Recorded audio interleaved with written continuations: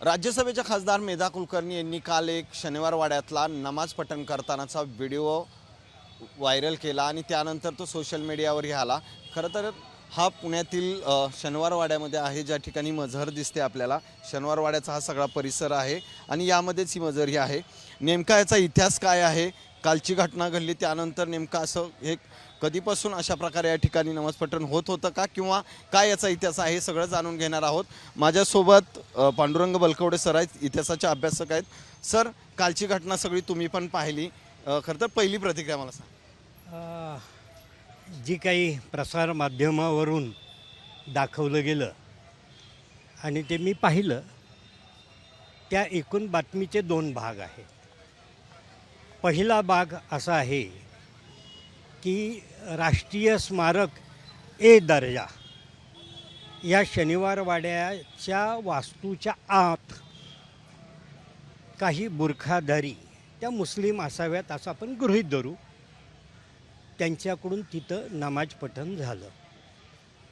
खरं तर आजपर्यंत शनिवार वाड्यामध्ये अशी घटना कधी घडल्याची नोंद नाही, किंवा जे राष्ट्रीय स्मारक असतं त्या स्मारकामध्ये अशा पद्धतीने कुणालाही धार्मिक असा कार्यक्रम करण्याची परवानगी नाही। तरी देखील ही घटना घडली। पुरातत्व खात्याचं दुर्लक्ष झालं असावं असं मला वाटतं। सरकारने याचा योग्य पद्धतीने विचार केला पाहिजे, भाग एक। दुसरी घटना की काही हिंदुत्ववादी संघटनांनी शनिवार वाड्याच्या उत्तर बाजूला दिल्ली दरवाजा आणि आणखी एक छोटा दरवाजा आहे, तो मस्तानी दरवाजा म्हणून ओळखला जातो। या लहान दरवाजाच्या समोर एक दर्गा म्हणा किंवा एक कबर आहे। ही कबर कधी आणि कोण व्यक्तीची आहे, तर गेल्या 100-200 वर्षाच्या इतिहासामध्ये त्या कबरीच्या तिथं एक पाटी लावलेली आहे, मकबूल हुसेन मदनी असं त्या पीराचं नाव दिलेलं आहे। तर मकबूल हुसेन मदनी ही व्यक्ती आणि पुढं त्यांनी हिजरी साल दिलेलं आहे, ते 1244 म्हटलेलं आहे आणि तारीखही दिलेली आहे 12 जिल्हेज 1244 हिजरी, ही मुसलमानी चाल आहे। आता isakal.com आहे देशातील नंबर 1 ची मराठी न्यूज वेबसाईट। प्रत्येक अपडेटसाठी isakal.com ला नक्की भेट द्या। याची तारीख निघते 26 जून 1829। म्हणजे या पाटीवरून ती 26 जून 1829ला ही कबर निर्माण झाली। हा मकबूल हुसेन मदनी 1829 साली ही कोण व्यक्ती होती की ज्याची इथं कबर झाली, तर याविषयी कागदपत्रात कुठलीही नोंद सापडत नाही, ऐन इंग्रजी अंमलातली आहे। ही खरंच त्या काळापासून आहे का, तर माझ्या समजुतीनुसार, मी शनिवारवाड्याच्या अगदी जवळ राहतो, गेल्या 50-60 वर्ष तरी ही कबर असल्याची नोंद आहे। त्याच्यावरच्या ज्या टाईल्स आहेत त्या देखील अगदी उत्तरकालीन आहे, म्हणजे आधुनिक आहे। आणि याचा अर्थ ही व्यक्तीची नोंद नाही, पण जिथे जिथे राष्ट्रीय स्मारकं आहेत तिथं ब्रिटिश काळामध्ये अशा पद्धतीने वादग्रस्त वास्तू अनेक ठिकाणी उभ्या राहिल्या, कारण की दोन समाजामध्ये त्यामुळे वाद निर्माण होऊ शकतो आणि ज्याचा दुहीचा फायदा ब्रिटिशांना होऊ शकणार होता। असं म्हटलं तर वावगं ठरणार नाही। आपल्याला जर कुणाकडं या विषयाच्या अधिकृत कायदेशीर नोंदी असेल की ही मकबूल हुसेन मदनी की जो 1829 साली इथं मृत्यू पावला आणि त्याची कबर ती का इथं, ह्याविषयी काय, असंही लहानपणी ज्यावेळेस इथं कसलीही पाटी नव्हती, फक्त ही कबर होती, मला आठवतं आहे, मी तिथे शनिवारवाड्याच्या समोर राहिला आहे।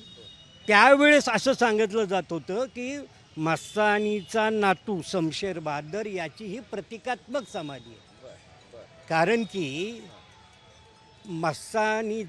मस्तानीचा मुलगा शमशेर बहादर तो पानिपतमध्येच मृत्यू पावला. पानिपतमध्ये त्या युद्धामध्ये त्याचा सहभाग होता आणि त्यामध्ये जखमांनंतर तो तिथंच मृत्यू पावला. ही इतिहासामध्ये ज्ञात असणारी घटना आहे. त्याचं एक प्रतीक म्हणून इथं शमशेर बहादराची प्रतिकात्मक समाधी त्यावेळेस बांधली गेली, अशी त्यावेळेस समाजामध्ये एक प्रकारची वार्ता होती. कारण की इथं काहीच लिहिलेलं नव्हतं. गेले काही वर्ष 10-20 वर्ष इथं ही जी काही पाटी लावली, मला असं वाटतं ही काल्पनिक आहे. याविषयी कुठलाही पुरावा नाही आणि असेल कुणाकडं 1829 1244 हिजरी तर त्या दिवशी इथं देत आहेत की ते मृत्यू पावले. ती व्यक्ती कोण होती, ती इथं कशी मृत्यू पावली, तिची कबर कोणी बांधली, याचं जर कुणाकडं पुरावे असतील तर त्यांनी निश्चित सरकारच्या समोर मांडलं पाहिजे. आणि दुसरी एक गोष्ट आहे की ही जी जागा आहे कबरीची, ही शनिवार वाड्याच्या पुरातत्व खात्याच्या अखत्यारीत असलेली जागा आहे, कॉर्पोरेशन नाही. कारण की 2 बुरुंजाच्या आतली जागा आहे आणि अशा ठिकाणी कधीही पुरातत्व खात्याच्या ताब्यात असलेल्या जागेत अशा पद्धतीने कधी पूजा अर्चा वगैरे केलं जातल्याची नोंद नाही, कुठेही होत नाही. खरं तर याच्या अगोदर इतिहास काळामध्ये शनिवार वाड्यामध्ये असे नमाज पठण वगैरे केले काही दस्तावेज आहेत. नाही, कधीच नाही. आज तागायत नाही, कधीच नाही, कुठंच नोंद नाही आहे. त्यावेळेस आता एक व्हायरल नाही होतात नाही की नाही नाही नाही काही कारणच नाही. म्हणजे फक्त गेले 200 वर्षाच्या आसपास हे सगळं दाखवतं. हां, कारण की 10 जानेवारी 1730ला शनिवारवाड्याचं भूमिपूजन झालं. 22 जानेवारी 1732ला वास्तुशांती झाली. त्यानंतर इथं कधी आणि मस्तानी मुळात शनिवारवाड्यात आल्याची नोंद नाही.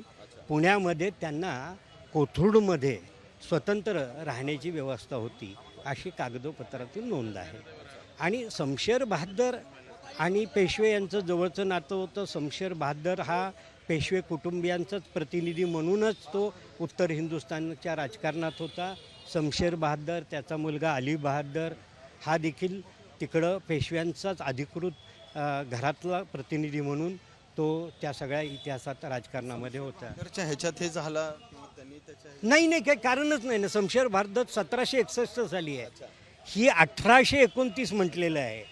तर 1829मध्ये मकबूल हुसेन मदनी नावाची जी काही मौलवी आहे तो कोण होता, काही नाही. इतिहासात कुठेही नोंद नाही आणि कुणाकडे असेल तर निश्चित त्यांनी जगासमोर आणलं पाहिजे. नक्कीच आपण पाहतोय की पुरातत्व खात्याच्या अखत्यारीत असलेल्या जागेमध्ये अशा पद्धतीने कधी पूर्वी इथं पूजन होत असल्याच्या नोंदी नव्हत्या. गेले काही दिवस जर कोणी पूजा अर्चा किंवा काही करत असेल तर पुरातत्व खात्याने त्याची योग्य ती कार्यवाही किंवा कारवाई करावी. नक्कीच आपण पाहतोय की या दर्ग्याला कुठलाही ऐतिहासिक माहिती नाही आहे. गेले 200 वर्षातलंच हे सगळा कार्यकाळ आहे. त्यामुळं याचे जर कुणाकडं काही नोंदी असाव्यात तर त्या द्याव्यात अशी माहिती जी आहे ती पांडुरंग बलकवडे इतिहास अभ्यासक आहेत त्यांनी दिली. कॅमेरामन किरण काजळेसह सचिन जाधव, साम TV न्यूज, पुणे. देश विदेशातील प्रत्येक घडामोडींचे लाईव्ह अपडेट मिळवण्यासाठी आता साम टीव्हीच्या सर्व सोशल मीडिया प्लॅटफॉर्मला लाईक, फॉलो आणि सबस्क्राईब करा. तसंच सर्व नोटिफिकेशनसाठी बेल आयकॉन प्रेस करायला विसरू नका.